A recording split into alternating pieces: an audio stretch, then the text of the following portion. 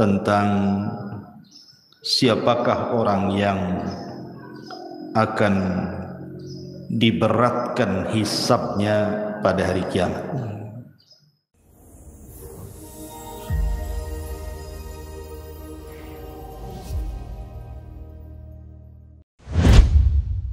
Bismillahirrahmanirrahim. Assalamualaikum warahmatullahi wabarakatuh. Alhamdulillah wassalatu wassalamu ala Rasulillah wa ala alihi wa sahbihi wa mawalah wa la hawla wa la quwata illa billahi wa ba'd. Alhamdulillah, di pagi menjelang siang ini kita bisa duduk untuk berthalabul ilmi, dan pembahasan di pagi menjelang siang ini kita akan membahas perkara akidah yang wajib diimani dan diyakini seorang muslim dan muslimah tentang siapakah orang yang akan diberatkan hisabnya pada hari kiamat. Ma'asyiral muslimat yang dimuliakan Allah Subhanahu wa taala, kita tahu bahwa di antara peristiwa-peristiwa hari kiamat atau peristiwa-peristiwa hari akhir itu banyak yang akan dilalui manusia. Secara singkat, pertama manusia dibangkitkan oleh Allah Azza wa Jalla dari kubur-kubur mereka, dan mereka harus lama berdiri menanti dari pengadilan Allah Subhanahu wa taala di padang mahsyar. Kemudian setelah itu ada pembentangan catatan. Kemudian di sana ada syafaat. Kemudian juga di sana ada hisab. Kemudian pembagian catatan, pembacaan catatan, manusia akan dikelompokkan bersama para sesembahannya. Kemudian juga akan dibentangkan padanya titian siratal mustaqim. Kemudian juga ada qisas,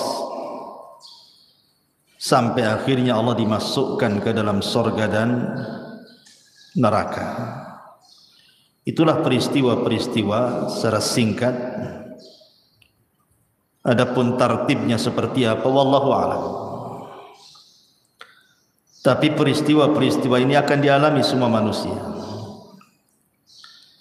Tapi yang kita akan fokuskan kajian di pagi menjelang siang ini bicara soal hisab. Wabil khusus lagi bicara soal orang-orang yang diberatkan hisabnya pada hari kiamat. Ma'asyiral muslimat yang dimuliakan Allah Azza wa Jalla, tetapi sebelum kita bahas siapa orang-orang yang akan diberatkan hisabnya pada hari kiamat, kita harus paham dulu tentang hal-hal yang menyangkut masalah hisab ini. Kenapa sampai ditegakkan hisab? Apa saja perkara-perkara yang menyangkut dengan hisab? Siapa orang-orang yang pertama dihisab? Dan siapa yang diberatkan hisabnya? Tentu ini pembahasan yang cukup panjang, tapi saya akan berusaha untuk menyingkat. Ma'asyiral muslimat yang dimuliakan Allah Azza wa Jalla, yang pertama yang perlu dipahami bahwa tegaknya hisab ini berdasarkan keadilan Allah.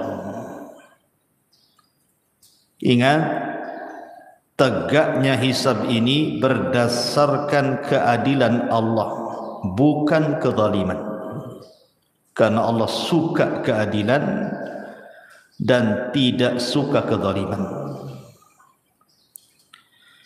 Maka siapapun ketika di dunia menghabiskan waktu-waktunya untuk beribadah kepada Allah Azza wa Jal, berzikir, membaca Al-Quran, salat, zakat, sedekah, silaturahim, dan apapun sebutkan ibadahnya, maka semua ada hisabnya, ada balasannya, sehingga tidak ada yang sia-sia di dunia ini. Sekecil apapun kebaikan tidak akan sia-sia.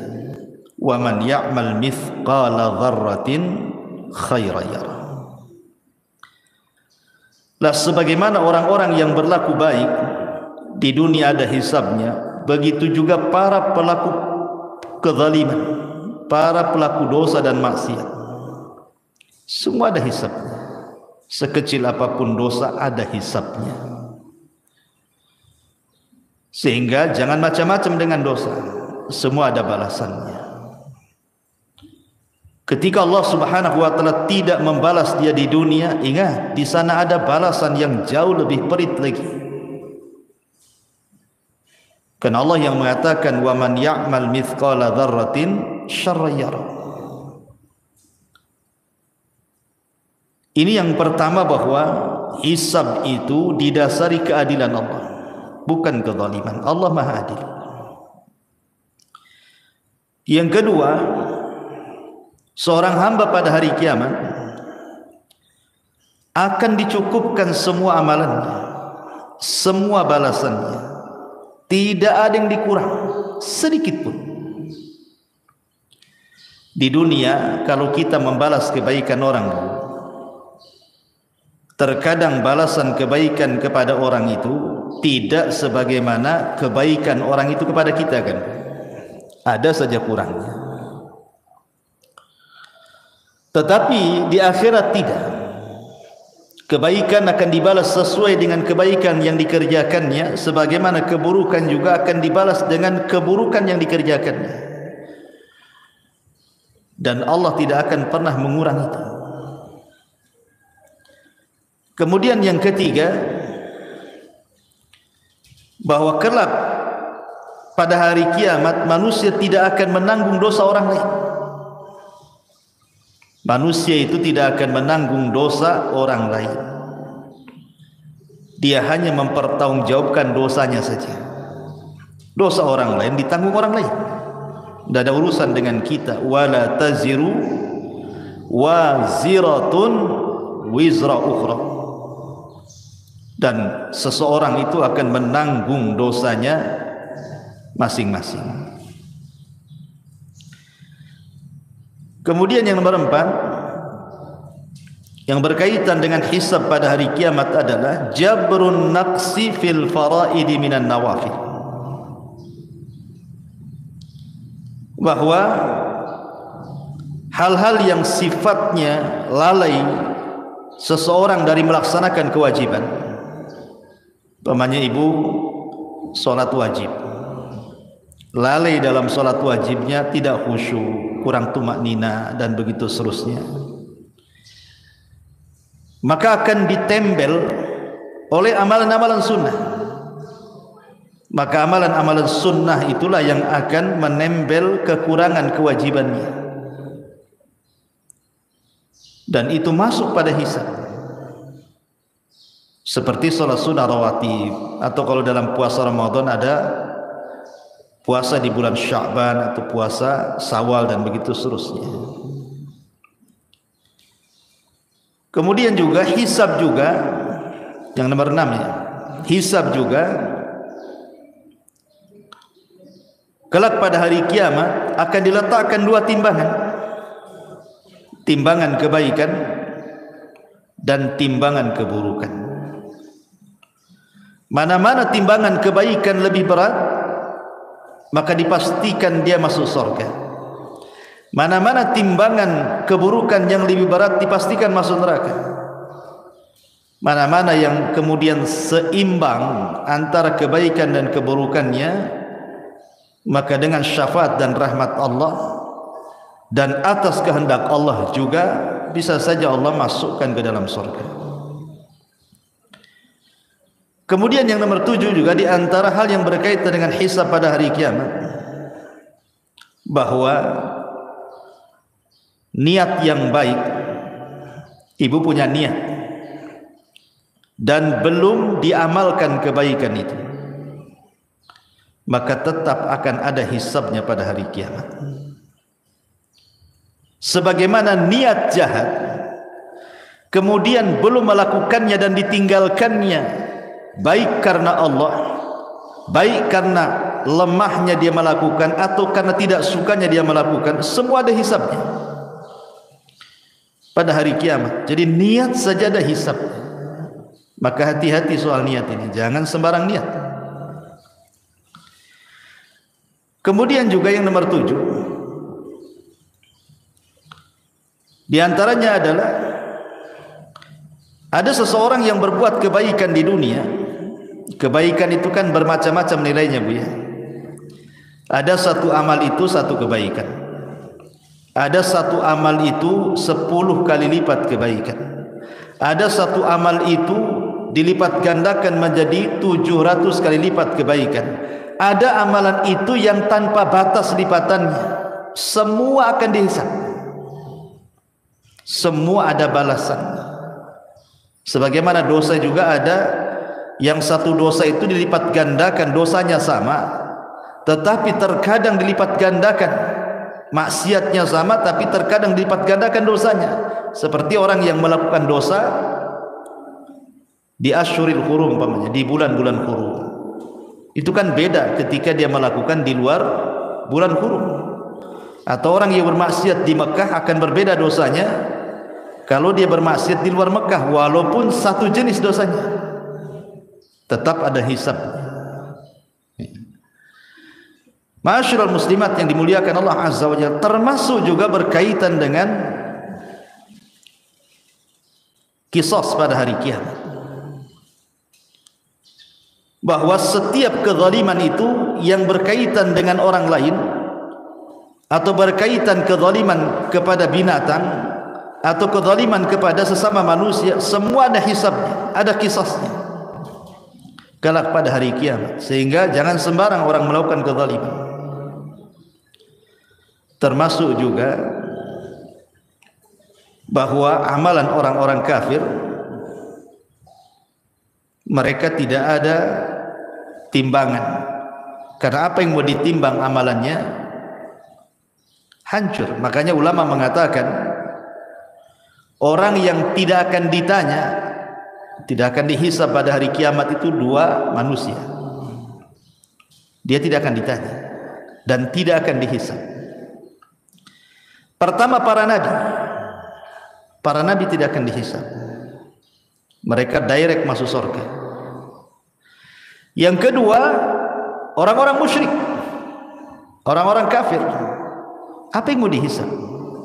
Tidak ada amalan sedikit, direct masuk neraka. Ya. Ma'asyiral muslimat yang dimuliakan Allah Azza wa Jalla. Kemudian juga di antaranya termasuk juga yang berkaitan dengan hisab adalah as-sitru lil mustatir. Orang-orang yang akan ditutupi aibnya saat dihisab pada hari kiamat.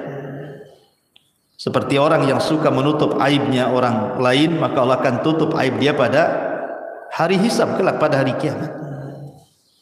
Dan begitu seterusnya. Dan banyak juga amalan-amalan yang lain yang berkaitan dengan hisab. Taib. Lalu siapa orang-orang yang pertama kali dihisab? Ada beberapa riwayat yang disebutkan oleh para ulama. Secara umum orang yang pertama kali dihisab adalah kaum muslimin, orang-orang Islam, umat Nabi SAW. Itulah umat yang pertama kali dihisab sebelum umat-umat yang lainnya. Dan ini keistimewaan umat Islam, umat Nabi SAW. Lah di antara umat Islam ini yang pertama kali dihisab adalah seorang sahabat Rasul namanya Abdullah ibnu Abil Asad. Abdullah ibnu Abdil Asad. Itulah yang pertama kali dipanggil, dihisab pada hari kiamat. Dan ini hisab kebaikan. Tetapi kalau hisab keburukan, yang pertama kali dipanggil saudaranya, namanya Al-Aswad ibnu Abdil Asad. Itu dua bersaudara, Bu. Yang pertama Abdullah ibnu Abdil Asad, dia sahabat Nabi masuk Islam. Saudaranya namanya Al-Aswad ibn Abdil Asad. Ini kafir, musuh Islam. Inilah dua-duanya yang pertama kali dipanggil dari umat Islam. Adapun dalam riwayat yang lain disebutkan di antara orang-orang yang akan dipanggil pada hari kiamat adalah orang-orang yang suka memaafkan atau mudah memaafkan kepada orang lain. Sebagaimana hadis yang dikeluarkan Imam Ibnu Abi Hatim dan juga Imam Baihaqi dalam kitab Syu'abil Iman dari Al-Hasan, Nabi SAW bersabda, "Idza waqafal ibadu lil hisab yunadi munadi." Apabila hamba-hamba Allah diberdirikan untuk dihisab, dipanggillah oleh pemanggil, liyakum man ajruhu 'ala Allahi falyudkhilil jannah.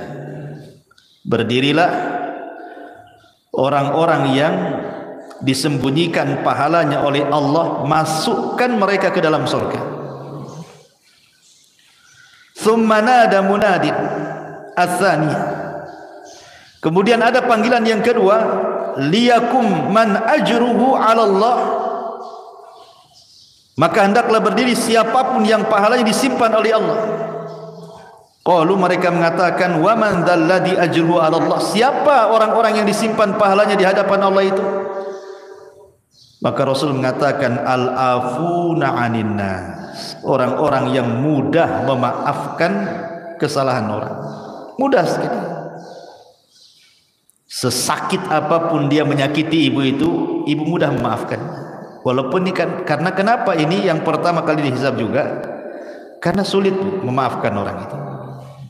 Memaafkan orang itu, jangankan memaafkan, minta maaf tahu-tahu salah, jelas-jelas ibu salah tuh. Kan berat tuh minta maaf, padahal jelas-jelas ibu salah. Apalagi ibu di pihak yang benar, kemudian ibu disuruh memaafkan, kan lebih berat lagi. Makanya lihat bagaimana pahalanya luar biasa.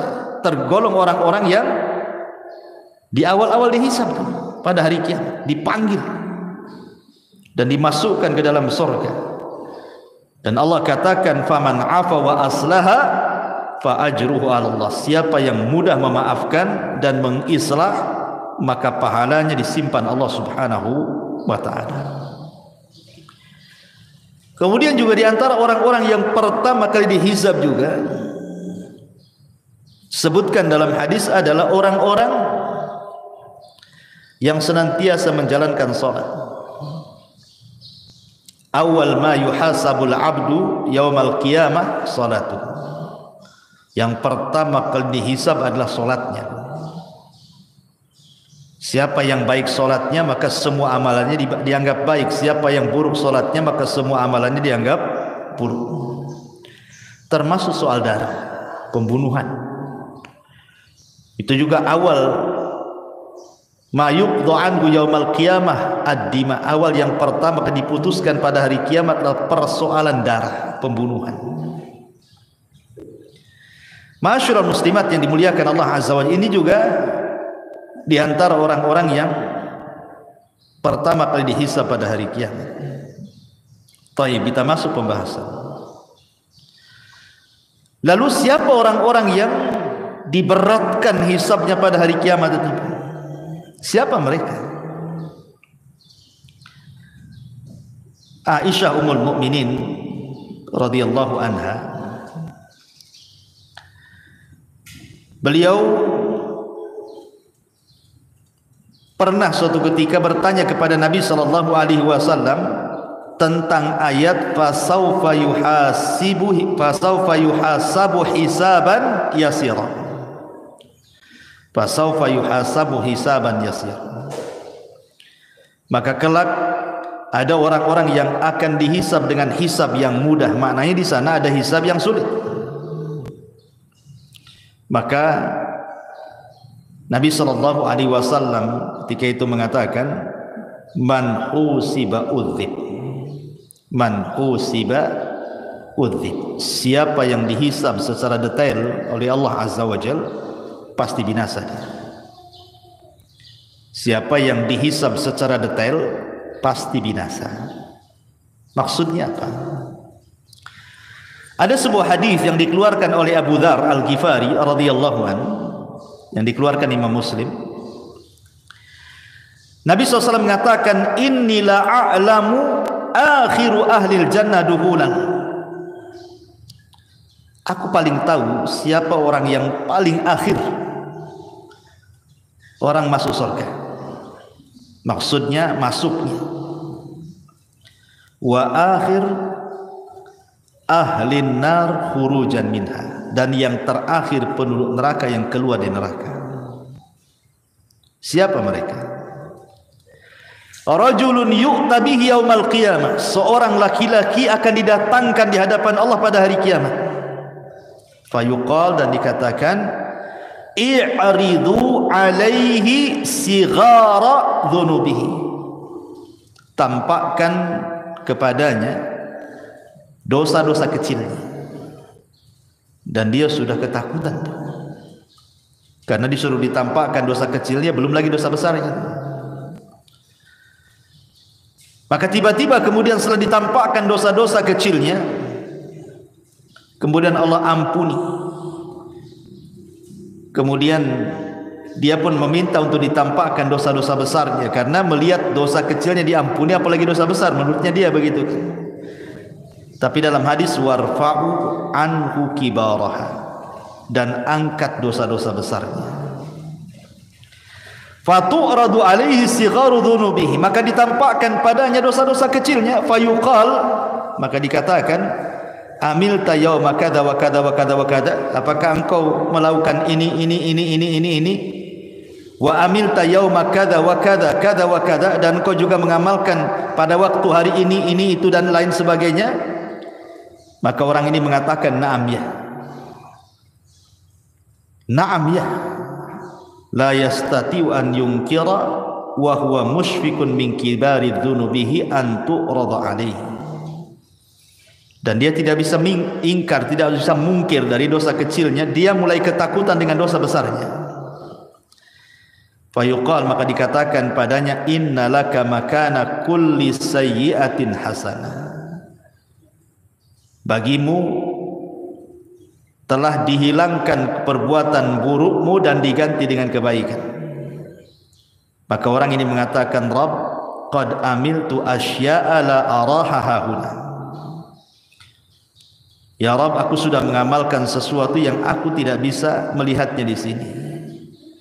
Falaqad ra'aitun nabiyya sallallahu alaihi wasallam dhahika hatta badat nawajib. Kata Abu Dzar, aku melihat Rasul tertawa sampai gerhamnya nampak. Maksudnya apa hadis ini? Hadis ini menjelaskan tentang hisab yang mudah. Hisab yang mudah itu adalah hisab yang tidak ada rincian secara detail. Jadi kalau ibu dipanggil, ibu tidak ditanya soal rincian-rincian dosa, tetapi ibu hanya ditanya dosa-dosa kecil saja. Kemudian setelah ditanya, ibu mengakui dosanya, maka Allah mengatakan dosa yang kecil yang ibu lakukan aku ganti dengan kebaikan. Dia sudah mulai ketakutan tuh, tetapi setelah dia mendengar bahwa dosa kecilnya diganti kebaikan, kemudian dia berpikir bagaimana dosa besar. Maka Allah Subhanahu wa ta'ala tidak mempermasalahkan dosa besarnya.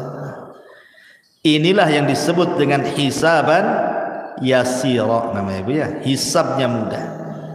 Hanya ditampakkan amalannya saja, suruh mengakui tanpa ada perdebatan dan tidak dirinci. Hanya sebagian kecil dosa saja ditanyakan dan dosa-dosa yang lain dianggap ditutup. Ini kan luar biasa. Inilah disebut hisaban yasira, namanya hisabnya mudah.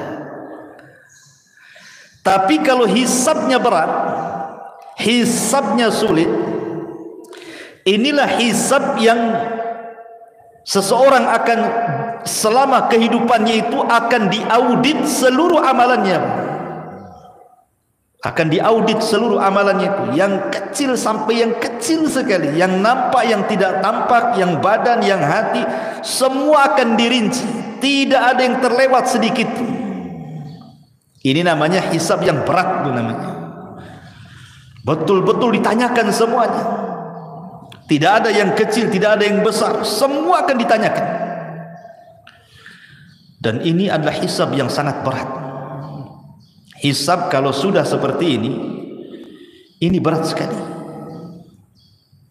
Jangankan ibu ya, di akhirat, andai seseorang itu terkena kriminal lah di dunia, tangkap sama polisi, diperiksa sama polisi.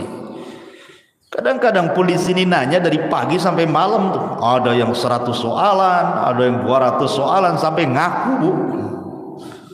Sampai panas keringat dingin tuh. Dan kita tahu polisi punya trik tuh, supaya dia ngaku tuh. Itu di dunia keringat dingin dibuatnya kita. Jadi apalagi hisabnya Allah. Hisabnya Allah bukan kayak polisi. Hisabnya Allah tuh sangat detail. Kita di hadapan orang bisa berbohong, bisa berdusta gitu ya. Pura-pura jadi psikopat gitu ya, pura-pura gila depan orang. Depan Allah tak bisa main pura-pura gila. Semua akan ditanya sedetail-detailnya. Ini yang bahaya. Kalau tidak ada yang tersisa dari yang besar sampai yang kecil, yang tampak atau yang tersembunyi dalam hati, semua disingkap oleh Allah. Inilah yang disebut dengan hisaban asira, hisab yang sangat berat, melelahkan, sangat sulit. Yang terkadang terjadi munaqashah di sini, terjadi perdebatan antara orang yang dihisab dengan Allah Subhanahu wa taala yang menghisabnya. Terkadang dia mengingkari, tapi pada hari kiamat tidak bisa orang mengingkari apa yang sudah dilakukannya. Kenapa?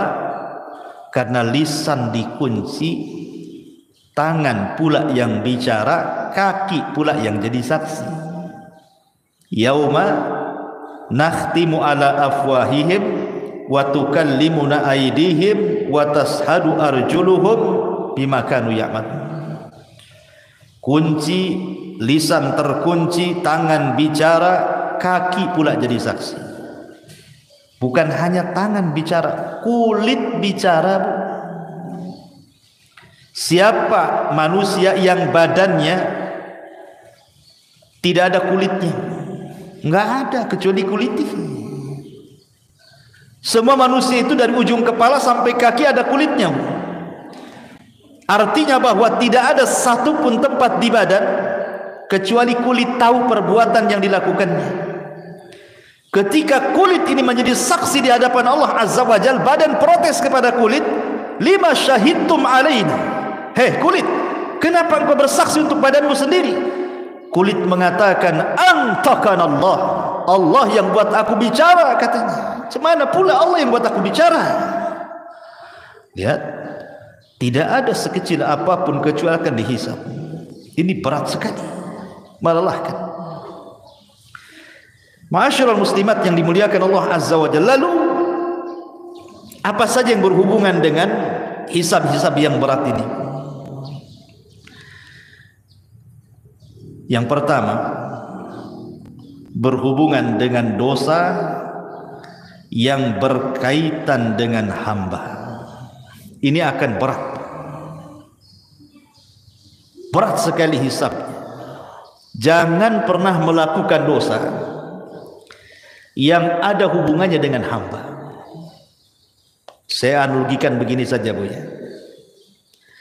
Ibu punya hutang ke 100 orang. Sudah jatuh temponya, tak dibayar. Dicarilah ibu ke 100 orang itu di dunia. Kira-kira ibu mau sembunyi di mana tuh? 100 orang nyari ibu. Masing-masing orang yang ibu hutangi itu nyuruh debt collector. Preman-preman pula yang disuruh. Apa ibu nggak debar-debar tuh? Mau nyembunyi di mana? Di kolong ranjang? Nggak bisa. Terpaksa lah ibu keluar dari Batam. Itu baru dicari 100 orang tuh. Ibu sudah kebingungan tuh, mau kemana nih? Mau kemana? Nggak selamat saya. Itu di dunia itu, kalau kita berbuat dosa kepada manusia, pinjam utang 100 orang nggak dibayar, dicari oleh 100 orang, udah kebingungan. Jangan sampai di akhirat Bu, ibu dicari oleh manusia banyak. Si Anu pernah digibahi nyari ibu, si Anu pernah dilecehkan kehormatannya oleh ibu, nyari juga ibu. Si Anu pernah diledeki, si Anu pernah dipukul, si Anu pernah diejek, si Anu, Masya Allah. Coba bayangkan, kalau ibu menggibah satu orang, mungkin dia aja yang nyari ibu. Tapi kalau ibu buat gibah nasional, satu Indonesia nyari ibu nanti. Ada, jangan gibah-gibah jamaah, nanti satu jamaah yang nyari.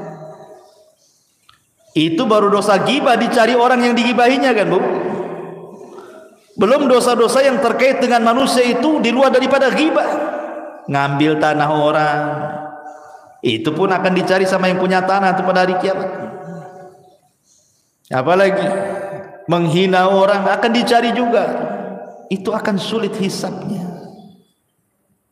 Makanya kenapa orang yang seperti ini disabdakan oleh Nabi sallallahu alaihi wasallam, atadruna mal muflisu hadhil ummah. Kata Nabi sallallahu alaihi wasallam, kalian tahu siapa muflisnya umat ini? Muflisnya umat ini.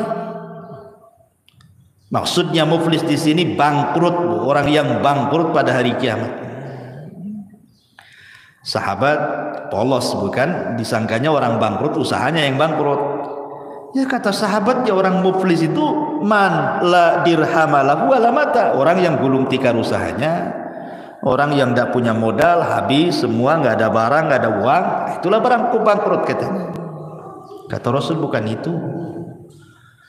Tapi orang yang bangkrut ini kata Rasul, innal muflisa min ummati yaumal qiyamati man ya'ti yaumal qiyamati bi salatin wa siyamin wa zakatin wa ya'ti qad syatama hadha wa qadhafa hadha wa akala mala hadha wa safaka dama hadha wa dharaba hadha.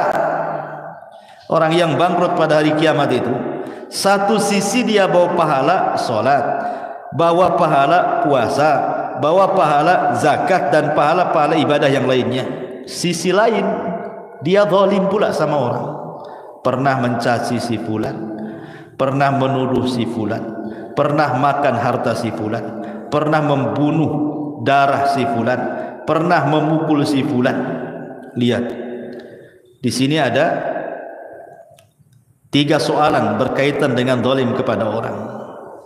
Dosa lisan, dosa perbuatan, dan dosa hati. Ya. Adapun dosa lisan seperti mencaci, memaki, menuduh, ini dosa lisan ini. Menggibah, apalagi dosa lisan banyak, mengejek, baik dengan mata, dengan isyarat, dengan lisannya gitu ya. Macam-macam. Ataupun dengan perbuatan, memukul, membunuh, ya, mengambil harta orang. Ataupun dengan hati, hasad kepada orang, benci kepada orang, dendam kepada orang, dan begitu seterusnya. Semua akan dicari ibu gara-gara dosa 3 perkara ini. Dan ini akan menyulitkan hisab ibu nanti pada hari kiamat. Makanya di dunia, siapa yang di dunia sedikit dicari orang, maka dia akan dimudahkan hisabnya pada hari kiamat. Kalau di dunia banyak dicari orang, maka di akhirat pun akan dipersulit hisabnya.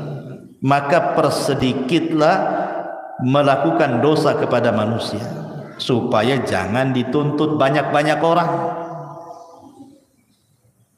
Sehingga dari sini apa? Jaga lisan dan jaga perbuatan.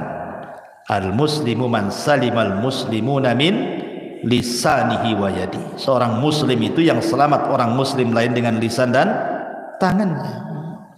Sedikitkan, Bu. Ya, gibah kurangi. Kalau bisa janganlah, bukan dikurangi.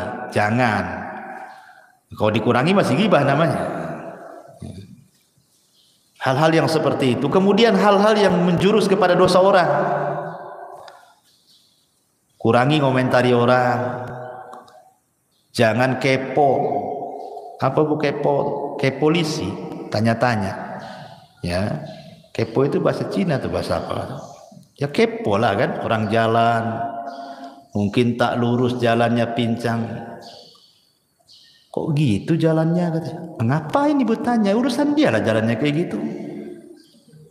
Yang nampak orang jalan gemuk itu kan, tak pandai dayat orang itu katanya. Lah, tak pandai pula dayat sama orang.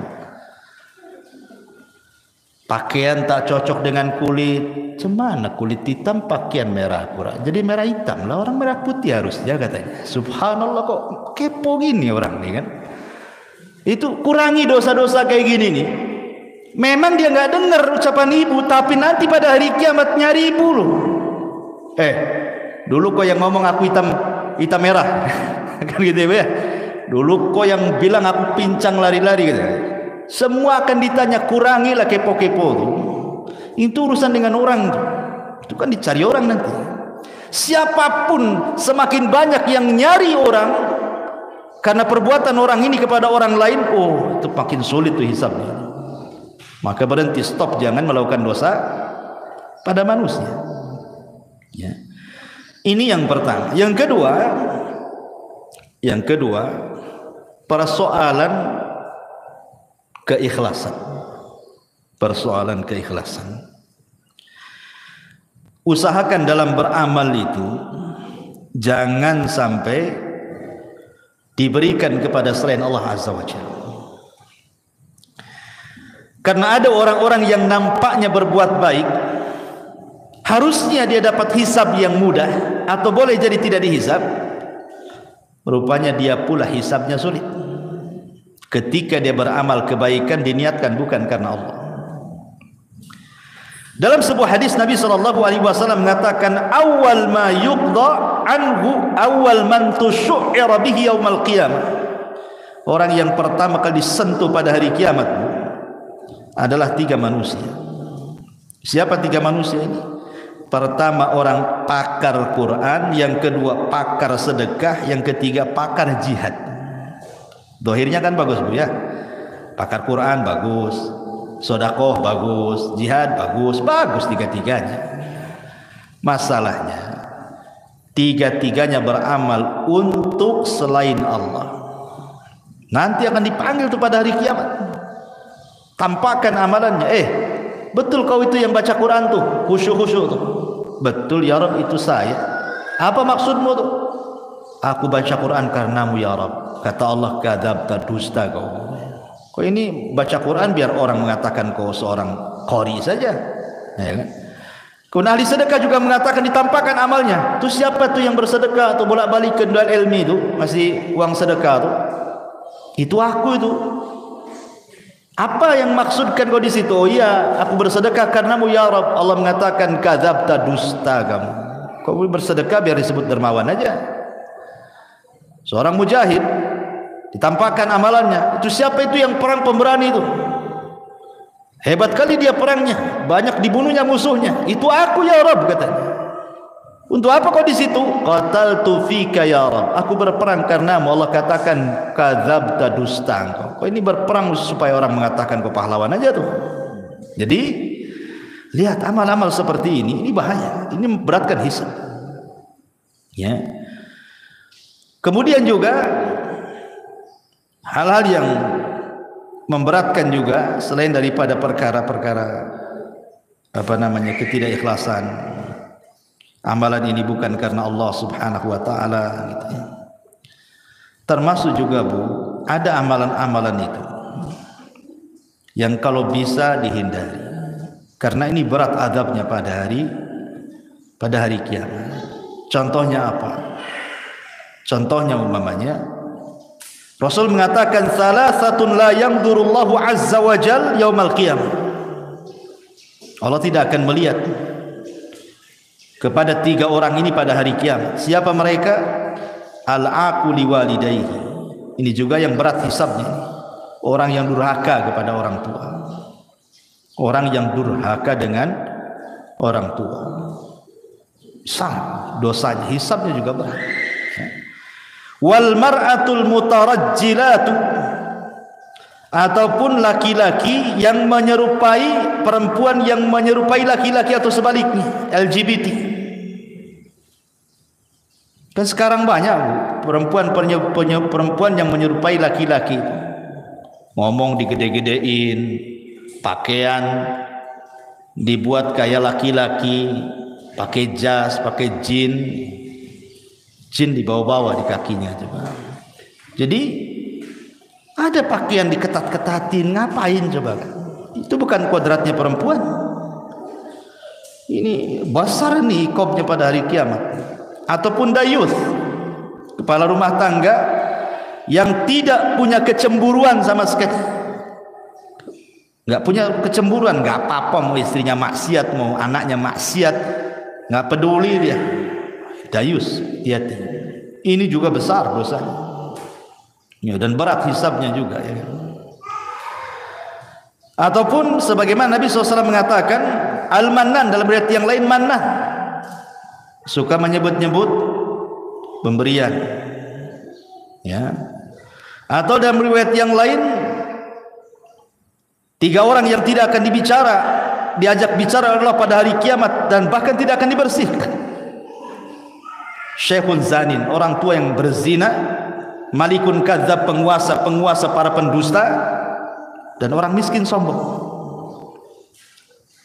Saya ini heran kalau ada orang miskin sombong tuh, udah miskin sombong lagi kan gitu. Kalau orang kaya sombong wajar lah kan dia. Ada yang disombongkan kaya, orang miskin sombong, apalah yang disombongkan itu? Tak tahu diri itu namanya. Ini besar dosanya, ya. Dan banyak lagi ya orang-orang yang sombong nanti pada hari kiamat juga akan dikumpulkan dan dijadikan seperti semut. Inilah diantara keterangan para ulama bahwa nanti pada hari kiamat itu semua akan dihisab di hadapan Allah, termasuk juga Allah mengatakan latus alunna yauma idzin anin naim, karena akan ditanya pada hari kiamat soal nikmat. Semua nikmat itu akan ditanya, yang kecil, yang besar, semua akan ditanya di hadapan Allah Subhanahu wa taala. Wallahu a'lam. Saya husnudzon aja lah, paham semua. Subhanakallahumma bihamdika asyhadu an la ilaha illa anta astaghfiruka wa atubu ilaik. Wallahu ta'ala alam. Assalamualaikum warahmatullahi wabarakatuh.